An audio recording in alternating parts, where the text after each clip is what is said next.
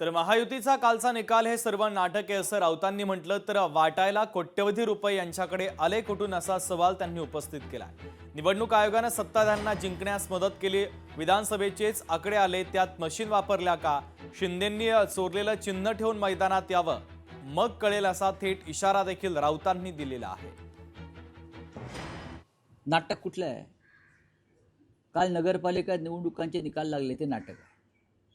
कोट्यावधी रुपये नगरपालिका नगरपंचायतीसाठी कोणी खर्च केले होते आतापर्यंत? आम्ही तरी पाहिलं नाही। हेलिकॉप्टर चार्टर फ्लाईट घेऊन कोण प्रचाराला गेलं नगरपालिकांच्या? आम्ही तरी कधी हे पाहिलं नाही। कोट्यावधी रुपये आले कुठून, कसे आले, वाटले गेले, पकडले गेले? काय केलं निवडणूक आयोगानं? की निवडणूक आयोगानं सत्ताधारी पक्षाला जिंकण्यास मदत केली। नगरपालिका निवडणुका जिंकल्या म्हणून जर मिंदे म्हणत असतील असली कोण नकली कोण, चिन्ह बाजूला ठेवा चोरलेलं आमचं। काँग्रेसला चांगलं यश मिळालेलं आहे, त्याबद्दल आम्ही त्यांचं अभिनंदन करतो।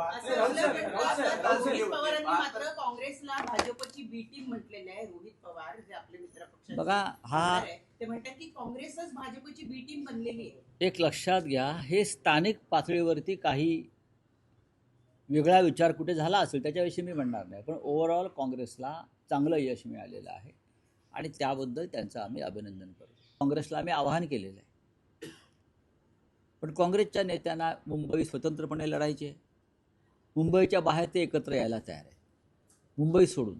आता त्यांची काही गणितं असतील।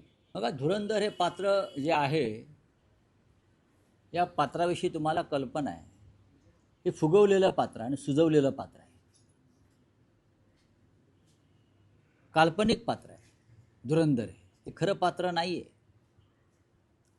त्यातलं खरं पात्र कोणतं असेल तर रेहमान डकैत, हे त्यातलं खरं पात्र आहे। आता भारतीय जनता पक्षाला मुंबईची लॅरी करायची असेल, लॅरी, तर ते अशी धुरंधर धुरंधर अत्यंत खोटं पात्र आहे, सुजवलेलं आणि फुगवलेलं पात्र आहे ते धुरंधर। या देशामध्ये धुरंधर कोण, महाराष्ट्रात धुरंधर कोण, हे भाजपा ठरवू शकत नाही, जनता ठरवेल। आणि ज्या बनावट पद्धतीनं कालचे निकाल लावले गेले, जे बिहारमध्ये झालं तेच काल नगरपालिका निवडणुकात झालं, बाकी काय? लोकशाही मराठी ऐका, पहा, जागरूक रहा।